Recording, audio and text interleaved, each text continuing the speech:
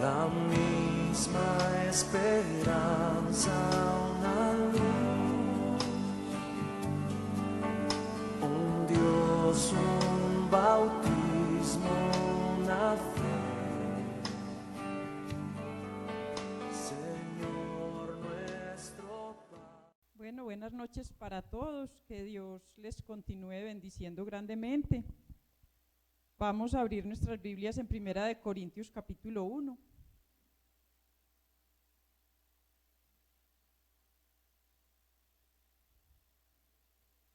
Primera de Corintios capítulo 1.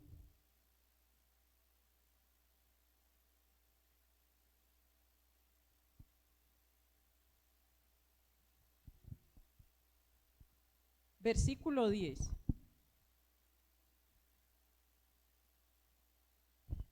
Bueno, indíquenlo colocando sobre sus pies si ya tienen el texto. Primera de Corintios capítulo 1 versículo 10. Dice la palabra: Os ruego pues, hermanos, por el nombre de nuestro Señor Jesucristo, que habléis todos una misma cosa, y que no haya entre vosotros divisiones, sino que estéis perfectamente unidos en una misma mente y en un mismo parecer. Porque he sido informado acerca de vosotros, hermanos míos, por los de Cloe, que hay entre vosotros contiendas. Quiero decir que cada uno de vosotros dice: yo soy de Pablo, y yo de Apolos, y yo de Cefas, y yo de Cristo. ¿Acaso está dividido Cristo? ¿Fue crucificado Pablo por vosotros? ¿O fuisteis bautizados en el nombre de Pablo? Doy gracias a Dios de que ninguno de vosotros he bautizado, sino a Crispo y a Gayo, para que ninguno diga que fuiste bautizado en mi nombre.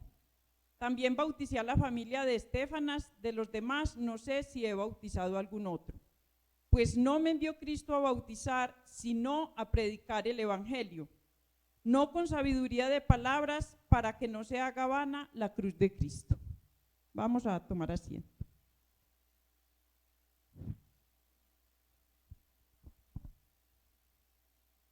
El domingo pasado les compartía la palabra sobre la carne versus el espíritu. Hoy hay otro enfrentamiento, pudiéramos llamar, otro cara a cara, como dicen por ahí en televisión. Hoy vamos a hablar de la división versus la unidad. Y nos habla este texto de una situación que la iglesia de Corinto estaba experimentando y que la iglesia de hoy necesita conocer o recordar para no tropezar en las mismas situaciones. Corinto era una ciudad griega, un puerto de gran importancia, con una ubicación estratégica y por donde circulaban muchas personas. En Hechos 18, del 9 al 11, cuenta cómo Pablo llegó a Corinto. Vamos a ir por un momento allá a Hechos, se devuelven un poquito, y en Hechos capítulo 18, versículo 9 al 11, versículo 8 al 11, cuenta un poquito de cómo llegó Pablo a Corinto. Dice: y Crispo, el principal de la sinagoga, creyó en el Señor con toda su casa, y muchos de los corintios, oyendo, creían y eran bautizados. Entonces el Señor dijo a Pablo en visión de noche: no temas, sino habla y no calles, porque yo estoy contigo y ninguno pondrá sobre ti la mano para hacerte mal, porque yo tengo mucho pueblo en esta ciudad. Y se detuvo allí 1 año y 6 meses enseñándoles la palabra de Dios.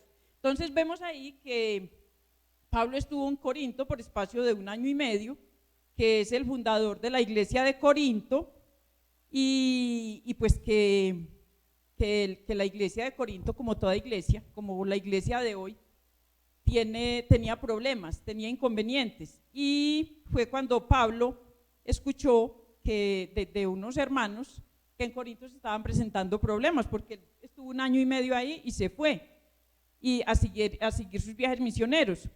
Y el problema fue que muchos de los que se agregaron a la iglesia de Corinto llevaban a la iglesia uno de los aspectos más dominantes de la cultura de Corinto. Corinto, entonces, como les decía ahora, era una ciudad griega, y los griegos, como nos enseñaron a todos en el colegio, aún en nuestra época todavía nos enseñaban a mí en mi época, yo creo que a los muchachos de ahora también les enseñan en filosofía y no sé en qué materia se verá ya eso, pero nos enseñaban pues que había en Grecia era donde la cuna de los grandes filósofos, de Aristóteles, Platón, Sócrates, y que entonces las personas se identificaban con estos pensadores, porque eran grandes pensadores, elocuentes, de gran hablar, de gran poder para argumentar, eran personas que tenían gran dominio de la expresión de la palabra, filósofos al fin y al cabo. Entonces sus seguidores se identificaban con ellos, y entonces estaban los que seguían a Aristóteles, los que seguían a Platón, los que seguían a Sócrates, y esta misma idea llevaron a la iglesia. Con esta misma creencia fueron a la iglesia los cristianos de aquella época. Entonces cuando llegaron a la iglesia comenzaron a hacer lo mismo y manifestaban admiración por sus predicadores, tenían su predicador predilecto y menospreciaban a otros. De tal manera dice ahí en el versículo 10 que la iglesia estaba dividida. En el versículo 10 dice ahí, os ruego que habléis todos una misma cosa y que no haya entre vosotros divisiones. Y pues Pablo sabía del gran mal que podía ser la división dentro de una congregación. De hecho, hoy por hoy, todavía la división en las congregaciones es un problema grave, y aún en la vida secular. No sé qué tal les parece a ustedes una familia dividida, terrible, una empresa dividida, no funciona, mucho más en la iglesia, una iglesia dividida no va para ninguna parte. Y es por eso que él dedica unos 3 capítulos, creo que los 3 primeros capítulos de la primera carta a los Corintios, les habla Pablo a esta iglesia de este asunto, del asunto de la división que hay en la iglesia, pero al mismo tiempo de la importancia de la unidad. Aquí en estos versículos que vamos a estudiar hoy, vamos a ver la división que había en la iglesia de Corinto, pero también la importancia de la unidad. Y trató de explicarles de varias formas. Si usted lee los 3 capítulos, los 3 primeros capítulos de Corinto, vemos ahí que él trató de explicarles de muchas formas que lo importante no era la sabiduría humana, sino el poder de la palabra de Dios por medio de Jesucristo. Pero entonces ellos tenían bien arraigada esa idea de seguir personas. Ahora bien, cuando se habla de división en la iglesia, suele pasar que todos estamos de acuerdo en que la división entre nosotros es un problema grave. ¿Estamos de acuerdo? Sí, todos estamos de acuerdo. Lo que sí es como un poco raro es que al mismo tiempo pocos nos sentimos responsables del problema. Entonces uno dice, la iglesia como se mantiene dividida, allá como murmuran, allá como critican, allá que pasa esto, allá que pasa lo otro, pero no somos conscientes de que tal vez nosotros estamos siendo parte de la división de la iglesia. Y de hecho es improbable que un cristiano, que un creyente conscientemente quiera dividir la iglesia, aunque no falta. Pero lo que no es probable es que un creyente quiera dividir su propia iglesia. Pero cualquiera de nosotros puede ser un instrumento del enemigo para dividir la iglesia. Entonces tenemos que tener mucho cuidado, porque todos nosotros podemos caer en ese detallito de que el enemigo nos use para dividir nuestra propia iglesia en un momento dado. Y muchas veces inclusive pensamos que estamos haciendo algo bueno. El problema es que a veces cuando generamos división dentro de nosotros mismos, pensamos que estamos haciendo algo bueno, que lo que estamos haciendo es por el bien de la iglesia, que entonces ahí, que fulano, que es que perano, y entonces pensamos, no, pero es que es por el bien de la iglesia. Y muchas veces caemos en ese pecado de dividir la iglesia. Y a mí me parece de gran importancia este pasaje, porque fue tan actual en aquella época como es actual ahora. Ese tema se vive hoy por hoy, la división en las iglesias. En el versículo 11 dice, pero no me puedo saltar todavía, no me puedo ir para el versículo 11 sin acabar de explicarles el versículo 10. Lo que estaba aquí pasando en esta iglesia de Corinto es que se habían dividido hacia sus líderes o seres humanos de su preferencia, ¿cierto? Eso es lo que nos está explicando ahí. Entonces, Pablo, que era el fundador de la iglesia y el pastor, tenía sus seguidores. Apolos, que era el sucesor de Pablo o el que le recibió la iglesia porque él se fue a seguir su viaje misionero, fue el que se quedó encargado de la iglesia, y dice en Hechos, vamos a ir un momento a Hechos 18 para que sepamos quién era Apolos, porque me llamó mucho la atención quién era Apolos. Hechos capítulo 18.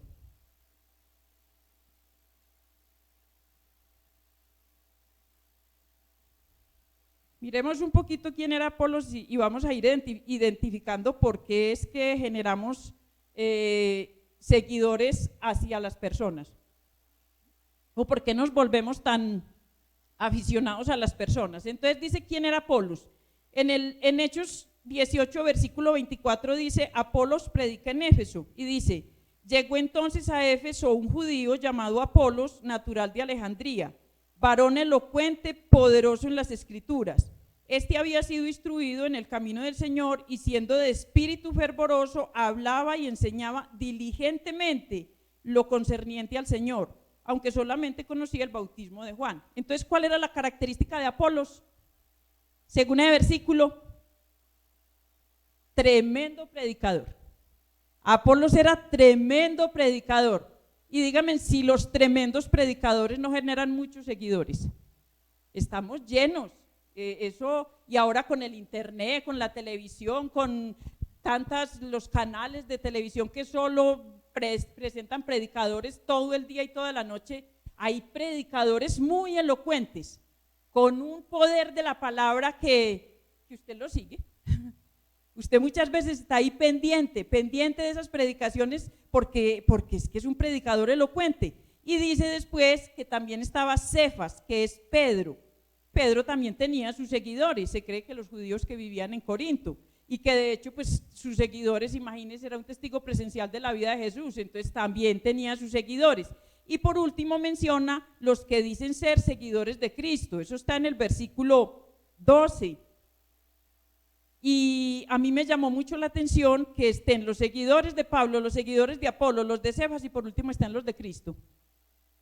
Pues si uno tiene como algo de lógica, ¿quiénes deberían estar primero? Los seguidores de Cristo, ¿cierto? Entonces están los seguidores de Cristo, los de Pablo, los de Apolos y los de Cefas. Pero Pablo viene y coloca aquí primero a Pablo, después a Apolos, después a Cefas y después a Cristo. Y parece ser que estos no eran entonces, según eso, los mejores o los más correctos, por así decirlo, sino que los puso al mismo nivel a todos. Entonces, ¿por qué estos eran de los mismos que hay muchos hoy en día? ¿Qué pasa en las iglesias? Muchas veces entonces están los seguidores de uno, los seguidores de otros y otros que dicen, no, yo allá no sigo a nadie porque esa mano de pecadores que hay allá, esa mano de hipócritas, o sea, despotrican de la iglesia de una manera increíble. No, yo no sigo sino a Cristo. Es que definitivamente uno tiene que tener sus relaciones con Cristo y entonces también están en un error. Porque a veces pensamos, no, yo mi relación es personal con Cristo, entonces ahí yo estoy mejor que todos los otros, porque yo me relaciono directamente con Cristo y solo con Él. Pero ahí también ellos estaban en un error, porque según Efesios 4:12, no lo busque, yo se lo voy a leer, según Efesios 4:12 dice que Él mismo constituyó a unos apóstoles, o sea, el mismo Cristo, a otros profetas, a otros evangelistas, a otros pastores y maestros, a fin de perfeccionar a los santos para la obra del ministerio, para la edificación del cuerpo de Cristo. O sea que los que decían que eran de Cristo también estaban en un error, porque son necesarios, y la misma palabra lo dice, los pastores, los maestros, los evangelistas, o sea, las personas que dirigen la iglesia. En la iglesia hace falta una dirección. Y Dios instituyó que hubiera dirección. ¿Para qué? Lo dice ahí en el versículo 12, a fin de perfeccionar a los santos para la obra, para la edificación del cuerpo de Cristo. Entonces también los que decían ser solo de Cristo estaban en un error, pero ellos pensaban que estaban más correctos que los otros, creo yo. Entonces vamos a mirar ahí, que dicen que no creen en nadie, dicen que el mismo Dios, pero ahí como les explicaba, entonces Dios instituyó a otras personas. ¿Para qué? Para guiar la iglesia y para que esta iglesia estuviera firme y segura y no se dividiera. Ahora, según el versículo 12, Dios estableció estos ministerios, pero lastimosamente muchas veces nos desenfocamos como la congregación de Corinto y nos inclinamos por las personas que por Cristo mismo, más por las personas que por Cristo mismo, que debe ser el centro de la iglesia. Mire, el principal y el más importante, el mayor invitado que nosotros debemos de tener acá es a Cristo. Pero nos pasa que nos inclinamos por personas, que comenzamos a ponernos nuestra inclinación en hombres, en personas. Y estas personas pusieron sus ojos unos en Pablo, otros en Cefas y pareciera que algunos en Cristo. Y lo que no entendemos es que nos hacemos adeptos a determinadas personas y no somos seguidores realmente de Cristo, sino de personas. Y pues en este punto, volvamos allá a Romanos, no, ustedes no se fueron de Romanos, la que me fui yo. Entonces, en este punto en específico, yo quiero hablarles a manera personal. Ahí en el versículo 12, quiero decir que cada uno de vosotros dice, yo soy de Pablo, yo soy de Apolos, yo de Cefas y yo de Cristo. Ahí, pues, no sé, yo lo voy a decir a manera personal, pero yo creo que todos los predicadores de esta iglesia estamos de acuerdo. ¿De acuerdo en qué? En que pues si ustedes tienen predilecciones con un predicador, yo eso no se los puedo quitar de su corazón. Yo no sé, cada uno sabe si tiene su predicador predilecto. Yo no sé si es el profe, si es el pastor, si es la pastora, si es Abelia, si es Leandro, que ya es el nuevo predicador de la iglesia, alabado sea Dios que está levantando nuevos predicadores, ¿cierto? Yo no sé si cada uno tenga sus fans. A mí esta parte, sus seguidores. Pero entonces, yo en esta parte sí me siento como tranquila en el sentido de lo que Pablo le dice a la misma iglesia de Corinto. Mire, vamos a ir al capítulo 3 porque yo sí quiero profundizar un poquito en esto antes de continuar con esto de los predicadores, porque sí puede haber eso en la iglesia, ¿cierto? Y eso que genera división. Yo no sé si en esta iglesia eso pasará, pero a mí en específico me da mucha tranquilidad si no tengo muchos seguidores, porque dice el capítulo 3, versículo 5, que pues es Pablo y que es Apolos. O sea, ¿qué es el profe? ¿Qué es Nelly? ¿Qué es Abelia? ¿Qué es el pastor? ¿Qué es? Dice ahí, sino servidores por medio de los cuales habéis creído, y eso según lo que a cada uno le concedió el Señor. Entonces, ¿para qué nos estresamos si tenemos o no tenemos seguidores dentro de la iglesia? Si dice ahí que quién es el uno y que quién es el otro, servidores. ¿Quién es el que está en el ministerio de intercesión? Servidor. ¿Quién es el que está de maestro de niños? Un servidor. ¿Quién es el que está en el diaconado atendiendo a las mesas, como dice la palabra? Un servidor. ¿Quién es el que predica? Un servidor. Y dice ahí, y lo que a cada uno concedió el Señor, según lo que a cada uno concedió el Señor. Entonces puede que usted tenga un predicador predilecto por la elocuencia que tiene, pero qué bueno, pero a mí me dice ahí que no es según eso, sino según lo que concedió el Señor. Entonces habrán unos muy elocuentes, otros que hablen más poquitos, otros que nos enredamos más, otros que se nos lengua la traba, otros que, o sea, todos cometemos y tenemos dificultades y tenemos limitaciones. Pero la palabra que Pablo nos está diciendo acá hoy, con tal que estén enfocados en la palabra del Señor, es un servidor. Entonces, ¿yo en qué me tengo que enfocar? En compartirles la palabra del Señor, en hablar aquí de Cristo, porque el centro de todo lo que Pablo les está diciendo a los corintios es, Cristo es el centro. No es el que más bien hable, no es el que más bonito hable, ni el que más bonito predique, ni el que predique a Cristo. Y dice más adelante, así que ni el que plantes algo, ni el que riegues algo, sino Dios que da el crecimiento. No, perdón, pero es que, imagínense, en el versículo 6 dice, yo planté, Apolo regó, pero el crecimiento lo ha dado Dios. Entonces, ¿qué es lo que pasa con los servidores de la iglesia? Unos fundaron, aquí está el pastor que fundó esta iglesia, que comenzó esta obra acá, ¿cierto? Y detrás de él hemos venido muchos otros que hoy no están, otros que vienen, como Sabelia oraba el domingo, aún en los niños hay predicadores, en los jóvenes, entonces los que los que estuvieron, los que estamos y los que van a estar, van a regar la iglesia. Yo en este momento los estoy regando, ¿cierto? Con palabra. Y hay muchos que riegan con la palabra. Entonces dice ahí el versículo, uno plantó, el otro regó, pero el que da el crecimiento, ¿quién es?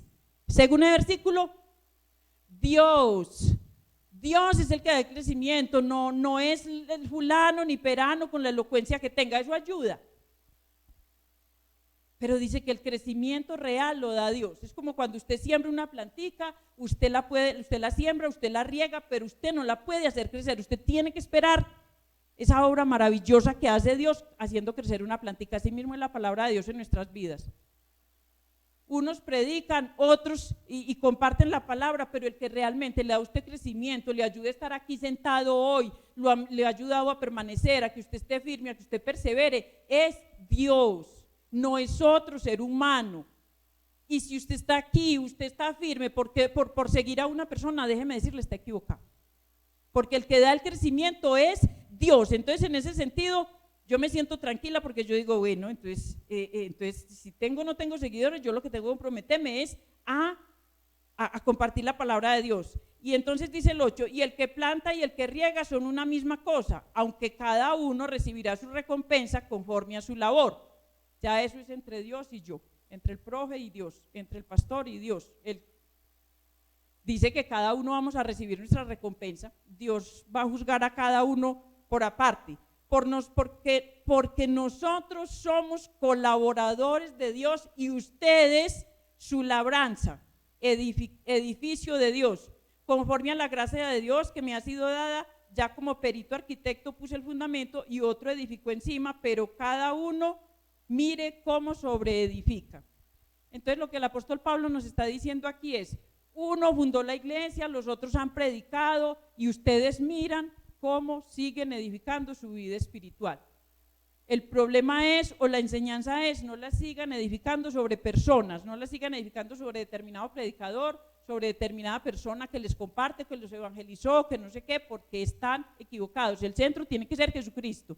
Muy bien, eso era lo que les quería decir con respecto a los seguidores que tienen, que supuestamente puede tener un predicador. O sea, yo ahí lo leí y yo decía, bueno, en la época de Pablo, pero seguramente que ahora todavía existe. Ahora bien, ¿qué debemos tener en claro? Pues que por más dones, capacidades o elocuencias que tenga una persona, sea quien sea y esté en el ministerio que esté, solamente somos obreros y colaboradores de Dios. Eso es lo que tenemos que tener nosotros, los que nos paramos acá, los que compartimos en una célula, los que estamos prestando algún servicio, los que estamos en algún ministerio. Solo somos colaboradores y servidores de la obra del Señor. La única motivación real y verdadera que todo creyente debe tener en una congregación es Jesucristo y servirle a Él. Ese es el verdadero centro. Los seres humanos generalmente defraudamos. ¿Por qué se apartan muchas veces las personas de una congregación? Porque pusieron su fe, sus creencias, su convicción en una persona. Cayó esa persona y entonces el otro se va. ¿Por qué? Porque se decepcionó. Porque las personas generalmente defraudamos y decepcionamos muchas veces. Aquí parecemos una cosa y después le conocen a uno por allá alguna peladura, como dicen por ahí, y entonces se terminan desilusionando. También suele suceder, y creo que en nuestra época esto sí ha incrementado en gran manera, y es que por los medios de comunicación pues seguimos grandes predicadores, y mire, eso no está mal. O sea, no está mal que usted vea las predicaciones de enlace de determinado pastor. Yo no le estoy diciendo, esto no es una competencia. Entonces, si usted es edificado por esa palabra, bendito sea Dios. Lo que es triste es que muchas veces, por seguir a ese pastor que está allá en ese canal, menospreciamos los que tenemos aquí en nuestra iglesia local. Y entonces menospreciamos al que predica en nuestra iglesia, o al que comparte, o al que es la obra del Señor en nuestra iglesia. No, valoremos a la persona que tenemos acá también, a los predicadores que tenemos acá. También nos estamos esforzando, también estamos tratando de compartir palabra de Dios. A veces nos desviamos tanto hacia personas que ahí sí generamos como cierta predilección por personas. Entonces el apóstol Pablo les dice a los corintios, hermanos, esto no puede ser así. No puede ser que haya división en la iglesia por situaciones así. Pero también hay otras divisiones en la iglesia. A mí pues no sé, a mí me parece que no debiera de ser, pero puede pasar, ¿cierto? Pero hay otras divisiones en la iglesia que a mí sí me parecen muy difíciles, que me parecen situaciones muy complicadas, y es como en las que yo quiero que pensemos hoy. Y son las divisiones que se presentan por las diferentes maneras de pensar que tenemos cada uno. Porque ahí dice en el versículo, vamos a volver al versículo 10, en la parte final del versículo 10 dice, entonces, que no haya entre vosotros divisiones, sino que estéis perfectamente unidos en una misma mente y en un mismo sentir. Y cuando vemos este versículo, yo pues trataba de, y yo decía, pero es que estemos unidos en una misma mente y en un mismo sentir, como difícil. Difícil que todos estemos sintiendo lo mismo y pensando lo mismo. Y entonces yo decía, pero Señor, es que eso es como difícil, pues que más fácil filar 100 micos, como dicen por ahí. Pues, ¿cómo vamos a estar? Pero resulta que entonces, profundizando un poquito en la palabra, lo que este versículo quiere decir es que estemos unidos en nuestras diferencias. Y mire, ¿cómo en el mundo lo entendemos? ¿Cómo en el mundo sí entendemos este principio? Mire, por ejemplo, cuando un alcalde comienza a gobernar, ¿con quién comienza a gobernar? Con los liberales, con los conservadores, con los que no tienen partido, con los uribistas, con los no sé quién, con el partido de no sé dónde. ¿Qué tiene que ser el alcalde si es un buen alcalde inteligente? Llamarlos a todos, decirles, yo sé que todos tenemos aquí diferentes maneras de pensar, usted tiene su partido, usted tiene el suyo, usted jala para allá, usted tiene su líder, usted tiene aquí, pero pensemos en el bien, por ejemplo, de un municipio. Por ejemplo, pensemos en el bien de Entre Ríos. Por ejemplo, Weimar dijo, vamos a pensar en el bien de Entre Ríos y vamos a trabajar es por Entre Ríos, un mismo sentir. En medio de la diferencia, vamos a trabajar todos con un mismo sentir. ¿Entendemos este principio para la iglesia? Todos pensamos diferente, usted tiene una idea, el otro tiene otra, el pastor tiene otra, yo quiero que el pastor haga como yo pienso, el pastor no quiere hacer como usted piensa, entonces todos pensamos diferente, pero tratemos de en medio de esas diferencias podernos poner de acuerdo para tener todos un mismo sentir. ¿Cuál sería ese mismo sentir? Según lo que está hablando aquí el apóstol Pablo. ¿Cuál sería ese mismo sentir que debía de tener la iglesia? Cristo. O sea, yo creo que lo único que nos puede unir a todos en un mismo sentir es Cristo, porque si no, nunca nos vamos a entender, si no siempre vamos a querer cada uno tirar para su lado, pero aquí el mismo sentir debe ser Cristo, una misma mente, un mismo sentir. Cristo, todos unidos en Cristo. Entonces ahora sí el apóstol Pablo viene y les dice, esto no debe ser así. Y vamos a ir al versículo 9 del capítulo 1. Y mire lo que les dice, fiel es Dios por el cual fuisteis llamados a la comunión con su Hijo Jesucristo, nuestro Señor. Entonces, ¿qué dice Pablo? Mire, la iglesia no debe de estar dividida. Y mucho menos por pequeñeces. Mire, las iglesias generalmente se dividen por pequeñeces. Porque al uno le gusta blanco, al otro le gusta negro, porque el otro quiere de día y el otro quiere de noche, porque va a predicar fulano y porque va a predicar sutano, porque cambiaron en el ministerio, entonces ya no está fulanito, y entonces ya se pasó porque el pastor sacó a peranito, y porque metieron a sutanito, y por qué entonces, y entonces comenzamos ahí como en ese tira y afloje que comienza a generar como estrés y como ansiedad dentro del mismo cuerpo de Cristo. Y Pablo les dice, no, esto no debe ser así, debemos estar unidos primero en comunión con Jesucristo, dice el versículo 9. Y entonces ahí ya dice, no podemos seguir en división, tenemos que vivir unidos. ¿Y unidos primeramente a quién? A Jesucristo, según el versículo 9. A su Hijo Jesucristo, nuestro Señor. Eso dice en el versículo 9. Y en el versículo 10 dice, sino que estén perfectamente unidos. ¿Quiénes? Entonces, unidos a Cristo, primeramente. Y luego, ¿quiénes? Según el versículo 10, en la parte B del versículo 10. Y sino que estéis perfectamente unidos. Entonces, unidos a Cristo y también unidos entre nosotros. Unidos primeramente a Cristo y luego unidos entre nosotros, porque si no, entonces, ¿cómo vamos a hacer? ¿Cómo vamos a hacer una iglesia dividida? El mismo Jesús dijo, una iglesia dividida no se va a sostener, una iglesia dividida tiende a desaparecer. Entonces ahí lo segundo que Pablo nos enseña, lo primero es que estemos unidos a Cristo, lo segundo que estemos unidos entre hermanos. Y en el versículo 17 dice, pues no me envió Cristo a bautizar, sino a predicar el evangelio, no con sabiduría de palabra, para que no se haga vana la cruz de Cristo. Otra cosa que nos está enseñando aquí el apóstol Pablo con respecto a la unidad es el propósito del evangelio, que sea que el que sea, lo que primero tengamos en mente es predicar el evangelio. Entonces yo primero estoy unido a Cristo, luego estoy unido a los hermanos, y otra cosa en la que debemos de estar unidos es en predicar el evangelio. Porque si usted dice estar unido, pero usted predica una cosa, el otro predica otra, no. Si estamos unidos en Cristo y estamos unidos entre hermanos, estemos unidos en predicar el mismo evangelio. Porque a eso Pablo lo dice ahí, porque no me llamó Cristo a bautizar, sino a predicar el evangelio. Entonces, otra cosa a la que el apóstol Pablo nos llama es: estén unidos en un mismo sentir, en una misma mente, predicando la misma palabra. ¿O qué tal que aquí entonces predicara uno palabra sana doctrina, otro viniera a predicar la doctrina de los testigos de Jehová, otro viniera a predicar la doctrina de no sé quién? ¿Cómo sería esta iglesia? Una anarquía, ¿cierto? Cada cual jalando para donde primero quiere. No, Pablo dice: céntrense. Pablo en otras palabras le está diciendo a los corintios: maduren.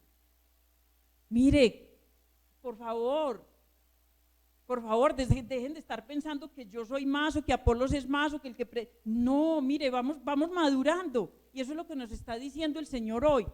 Vamos madurando, no se dividan por pequeñeces. No se enojen los unos con los otros, ni se resientan los unos con los otros por pequeñeces, por cositas que tal vez están sucediendo para la formación de nosotros mismos. Pero a veces nos pegamos de unas cositas que el apóstol Pablo dice: se van a quedar tomando leche toda la vida, dice ahí más adelante, por eso los tengo que tratar como a niños. Entonces, ¿dónde tengo yo que estar predicando la misma palabra siempre? Sea aquí en el púlpito, sea en una célula, sea en un devocional, donde sea. Yo tengo que estar esforzándome en predicar la palabra, las buenas nuevas de salvación, con sencillez y claridad, está diciendo el apóstol Pablo ahí, porque dice: no con sabiduría de palabras. ¿Y sabe por qué el apóstol Pablo les hablaba tanto a ellos de sabiduría de palabras? Porque es que los corintios estaban convencidos que mientras más sabiduría tenían, mejores eran. Y ciertamente eso es bueno. Mire, yo no estoy diciendo que entonces cualquiera, no, la sabiduría es buena. La sabiduría, pero es que a veces nos centramos tanto en la sabiduría del mundo, en el conocimiento, en el dominio de la elocuencia del mundo, que nos olvidamos de que la palabra de Dios se comparte con palabras sencillas. A veces somos tan elocuentes para predicar que el que está oyendo la predicación se pierde, con palabrería, con cosas vanas. El apóstol Pablo está diciendo: no con sabiduría de palabras, para que no se haga vana la cruz de Cristo. Entonces, hermanos, tenemos que estar centrados en la palabra, y por eso les decía el domingo, los que estuvieron el domingo en alguna de las dos prédicas, todos estamos llamados a evangelizar. ¿Por qué? Porque todo el que conoce la palabra de Dios está capacitado para compartirla. Es que a veces pensamos que es que para yo poder compartir la palabra de Dios yo necesito mucha elocuencia, sí, seguro que sí ayuda. Pero si yo conozco la palabra de Dios, yo ya estoy capacitado para compartir la palabra de Dios. Y si lo hago con sencillez, mejor. Eso sí, de manera clara y centrada en Cristo. Que yo no me desvíe con filosofías y con pensamientos humanos. Yo no sé si algunos recuerdan un video que mandaron alguna vez al grupo de un señor que era como indigente. Y a mí me gusta poquito ver como todas las, a mí no sé, pero hay cosas que sí me gusta ver. Y yo veía a este señor y yo decía: Señor sabía dónde estaba parado, aunque no tenía pinta. Porque es que a veces eso es lo que miramos, a veces nos enfocamos en cómo está vestido el predicador, en que, no sé, o sea, en detalles tan insignificantes. Y este señor estaba pero bien loquito, parecía, ¿cierto? La pinta parecía. Pero cuando el Señor comenzó a hablar de la palabra de Dios, estaba más centrado que muchos elocuentes que hay por ahí. Entonces, cuando entendemos que todos fuimos lavados con la misma sangre, comprados con el mismo precio, llamados a salvación por el mismo Dios, tenemos que entender que estas diferencias sociales, económicas, culturales, intelectuales, no deben de dañar la unidad de la iglesia. Es que traemos muy mal, o sea, uno dice, ellos tenían esa mala cultura de aquella época, ¿cierto? De seguir personas. Pero nosotros también tenemos una muy mala cultura de estar estratificados, ¿cierto? El mundo nos estratificó. Y lo peor de todo es que así lo identifican a uno. Usted llega al hospital y usted, ¿qué estrato es?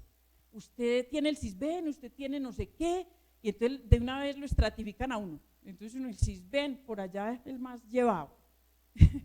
Comeva prepagado, venga para acá que a usted sí lo vamos a atender bien. Entonces, el mundo nos estratificó y traemos esa mentalidad a la iglesia. Entonces, que también a la iglesia llegamos estratificados. Mírele los zapatos, no, es que mírele, pobrecito. ¿Usted qué va a saber qué palabra tiene esa persona que usted estaba tal vez menospreciando por su apariencia física? Tal vez tenga mejor conocimiento y mejor palabra que un predicador muy elocuente que se haya parado acá. Entonces no podemos menospreciar a nadie, y eso es lo que el apóstol Pablo nos está diciendo acá. No hagamos esa diferencia, porque la elocuencia, como dicen por ahí, el hábito no hacía al monje. Usted puede ser muy buen predicador, pero Dios es el que decide si de verdad es bueno o malo. No son los seres humanos. Así usted tenga palabra elocuente o así usted... Entonces, ¿a qué nos está llamando el apóstol Pablo acá? A que mejoren, mientras que estamos divididos por esas cosas, estemos unidos. Y la unidad entre cristianos solo es posible cuando además estamos o somos humildes. Vamos a ir al versículo 26, lo que les acabo de comentar. En el versículo 26 de ese mismo capítulo dice: pues mirad, hermanos, vuestra vocación, que no sois muchos sabios según la carne, ni muchos poderosos, ni muchos nobles. Entonces mire lo que el apóstol Pablo está aquí tratando de derribar. Trató de derribar en la iglesia de Corinto y está tratando de derribar hoy. No muchos sois sabios según la carne, ni muchos poderosos, ni muchos nobles, sino que lo necio del mundo escogió Dios para avergonzar a los sabios, y lo débil del mundo escogió Dios para avergonzar a los fuertes. Entonces mire lo que les decía ahora. No menospreciemos a nadie, porque usted no sabe quién trae palabra con poder de Dios. Y Pablo es lo que está diciendo acá: no menospreciemos a nadie, porque lo más vil del mundo, porque lo necio del mundo, a ese escogió Dios. Es que Dios siempre va en contra de lo que nos enseña el mundo. No y dice: y lo vil del mundo y lo menospreciado escogió Dios, y lo que no es, para deshacer lo que es.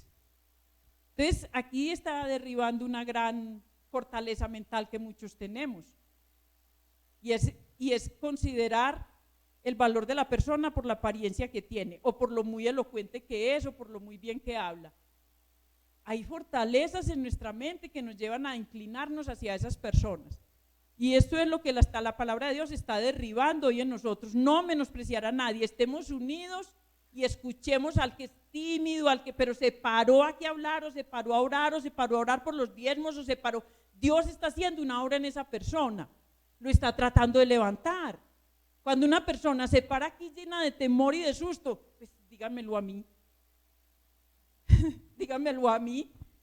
Dios está haciendo por medio del Espíritu una obra en cada persona que decide dar testimonio de que es Dios el que lo está moviendo, que es Dios por medio de su Santo Espíritu. ¿Y qué pasa? Usted puede que hoy lo vea tímido, pero puede que en 2 o 3 meses se pare a predicar y usted diga: Señor, retiro mis palabras. Esa persona tiene poder de Dios con la palabra. Entonces, no menospreciemos a nadie, estemos unidos y estemos ahí siempre. Va a haber opiniones diferentes y puntos de vista diferentes. Mire, eso sí no va a cambiar en la iglesia ni hoy, ni mañana, ni nunca, porque la iglesia está compuesta de personas y de personas imperfectas. El día que usted llegue a una iglesia y diga: me encontré la iglesia perfecta, ese día es perfecta hasta el día en que usted entre, ¿cierto? Hasta ese día va a ser perfecta, porque ahí ya la iglesia cayó en imperfección cuando uno entra. Entonces mire, el orgullo es lo contrario de la humildad, y es el principal obstáculo para poder lidiar con nuestras diferencias. Entonces, ¿qué nos está diciendo el apóstol Pablo acá? Sean humildes porque Dios escoge a lo más vil, Dios escoge a lo que quiere, Dios llama a quien quiere, cuando quiere y como quiere. Entonces, sean humildes para aceptarse unos a otros, sean humildes para poder entenderse en sus diferencias, sean humildes para no estar criticando, porque siempre van a haber opiniones diferentes y muchas cosas que en las que tal vez no estemos de acuerdo. Pero mire, eso es una cosa buena, si uno lo toma con madurez. ¿Qué tal que todos sí pensáramos lo mismo realmente? ¿Cómo fuera de aburrido todo? No, la gracia de todo es que hay diferencia, que usted piensa una cosa, que usted piensa otra, pero ese pensamiento le aporta lo que piensa el otro y unen esas ideas y entonces surgen nuevas cosas. ¿Qué tal que todos estuviéramos pensando lo mismo? No, no sería bueno. Entonces, la gracia está en la diferencia. Lo que pasa es que nosotros a veces no sabemos aceptar por orgullo el pensamiento de otro, la idea de otro, la predicación de otro, ¿cierto? También suele pasar que por orgullo digamos, no, es que no me gusta, no me entra, no la... Ya ahí sí, ponga un poquito de humildad y no se centre en la persona que está predicando, sino en la palabra que le está dando. Porque es que si yo me quedo centrado en la persona, va a ser muy difícil, pero si yo me centro en la palabra que me está dando, tal vez mi opinión pueda cambiar. Y así no nos convertimos en instrumentos del enemigo para generar división en la iglesia. Porque a veces, sin nosotros ser conscientes, estamos siendo instrumentos del enemigo para dividir la iglesia. Y eso no trae cosas buenas a la iglesia. Entonces, cuando hacemos comentarios desobligantes, cuando hacemos comentarios propagando, no sé, rumores de X o de Y hermano, o de los pastores, o no sé, eso genera división en la iglesia y usted así crea que no, usted está siendo instrumento del enemigo para dividir la iglesia. Entonces vamos a pensar mucho en la unidad entre nosotros. El enemigo sabe que para vencernos solo necesita tenernos divididos. ¿Sí o no? Para el enemigo una iglesia dividida es pan comido. Sí, porque entonces él dice, no, yo necesito meterme allá, ellos ya se van a matar entre ellos. Yo no tengo nada que ir a hacer a esa iglesia, entre ellos mismos se van a acabar, porque no es allá como murmuran, no es allá como critican. Vamos a ir por un momento a Juan capítulo 17. Juan capítulo 17 para que vamos terminando. Evangelio de Juan capítulo 17. Y miren si de verdad es importante la unidad en la iglesia o no. Vamos a mirar. En este capítulo Jesús ora por sus discípulos momentos antes de ser arrestado, o sea, ya era como esa oración de despedida que él hizo con sus discípulos. Y esta oración, que es maravillosa, que es una oración tan tierna, tan amorosa, se basa en la unidad. Jesús oró por su pueblo para que permaneciera unido. Esa fue la oración de Jesús por sus discípulos y esa fue la oración de Jesús por nosotros, porque ahí dice que también oró por nosotros. Vamos a ir al versículo 11 de Juan capítulo 17 y dice: ya no estoy en el mundo, mas estos están en el mundo y yo voy a ti. Padre Santo, a los que me has dado, guárdalos en tu nombre para que sean uno, así como nosotros. Entonces mire cómo comenzó él, lo primero que él dice ahí es que sean uno, la unidad. Cuando estaba con ellos en el mundo, yo los guardé en tu nombre. A los que me diste, yo los guardé. Y ninguno de ellos se perdió, sino el de perdición, para que la escritura se cumpliese. Pero ahora voy a ti.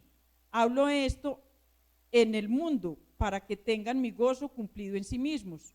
Yo les he dado tu palabra, y el mundo los aborreció, porque no son del mundo, como tampoco yo soy del mundo. No ruego que los quites del mundo, sino que los guardes del mal. No son del mundo, como tampoco yo soy del mundo. Santifícalos en tu verdad, tu palabra es verdad. Como tú me enviaste al mundo, así yo los he enviado al mundo, y por ellos yo me santifico a mí mismo, para que también ellos sean santificados en la verdad. Mas no ruego solamente por estos, sino también por los que han de creer en mí por la palabra de ellos. Ya Jesús estaba orando por ustedes y por mí. Imagínense, ya Jesús ahí estaba orando por todos nosotros, porque dice, no ruego por estos, sino también por los que han de creer en mí por la palabra de ellos. Para que todos sean uno. Y vuelve y dice Jesús, para que todos sean uno, para que estén unidos como tú, oh Padre, en mí y yo en ti, que también ellos sean uno en nosotros, para que el mundo crea que tú me enviaste. Entonces, ¿para qué será importante la unidad en la iglesia?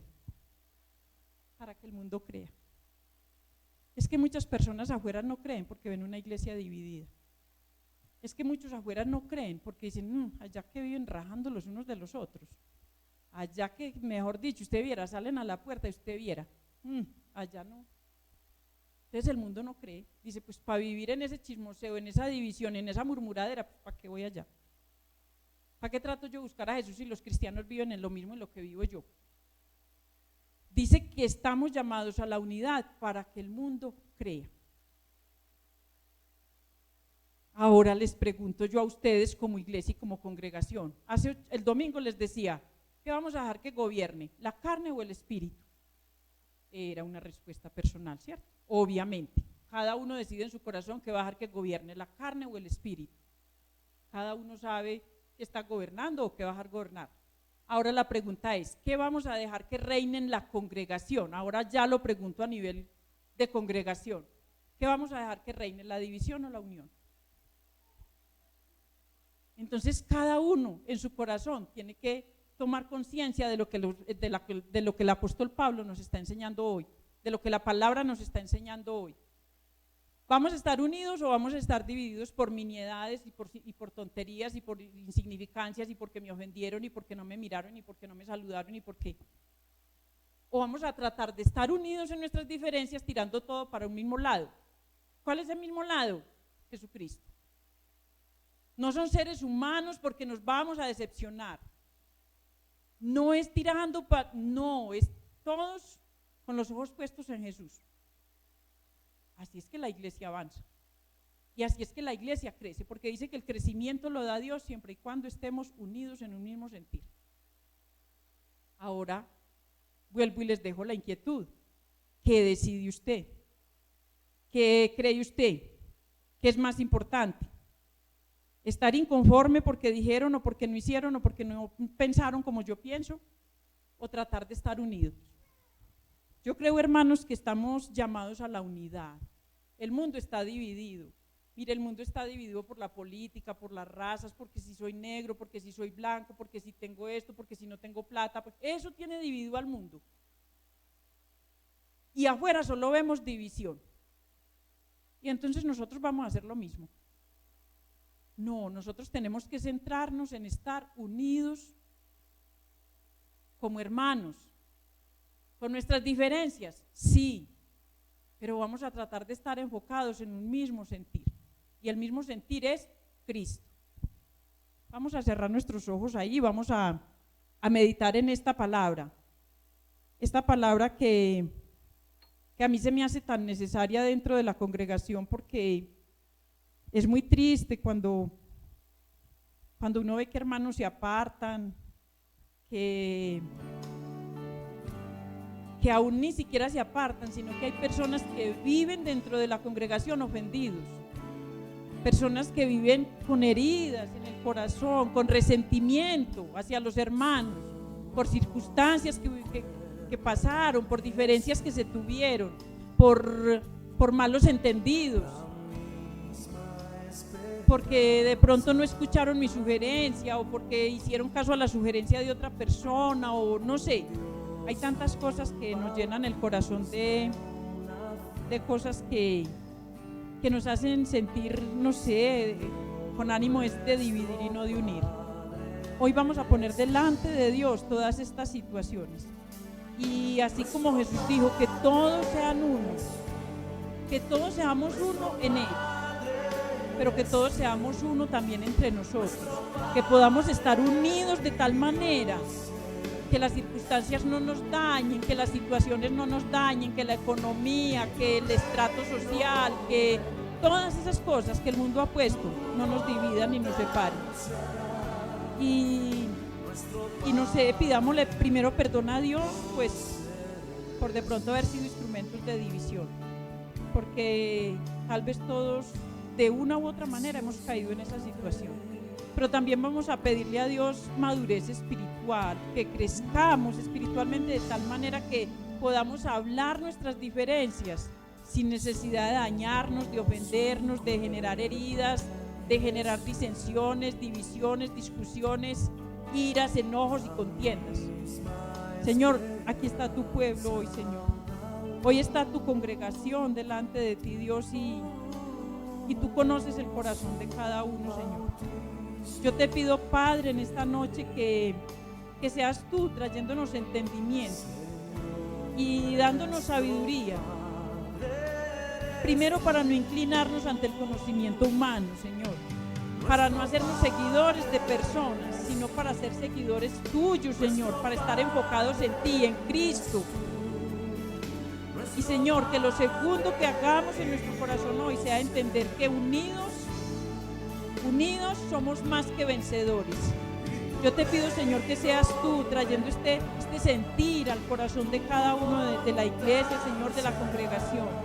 Que seamos unidos, aún en medio de nuestras diferencias, Señor, que podamos hablar como hermanos, que podamos entendernos, que podamos perdonarnos si es que tenemos heridas unos con otros, que podamos hablar de los asuntos que nos hieren, que nos dañan, Dios, y que pueda haber esa unidad real, esa unidad, Señor, que es la que tú amas y que es la que tú dices que necesitas para que seamos testimonio al mundo, Señor.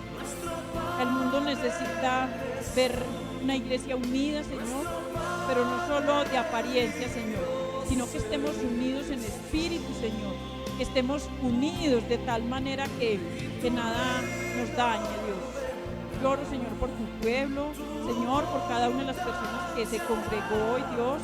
Llévalos con bien a donde vayan, Señor. Dales tu protección, guárdalos, Señor, y ayúdanos a vivir en unidad. En el nombre poderoso de Jesús. Amén. Somos un cuerpo en Jesús,